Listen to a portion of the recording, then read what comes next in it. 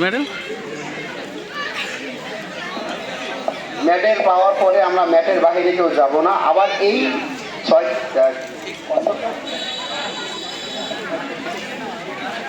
যারা কাটা করছে তারাই আবার ফাইট করবে। যারা ম্যাটে আসো তারা কেউ যাবে না, মেডেল পাওয়ার পর আবার থাকবে ম্যাটে। যারা কাটা অংশগ্রহণ করছো তারাই আবার ফাইট করবে, ফাইট করে তাদের শেষ হবে।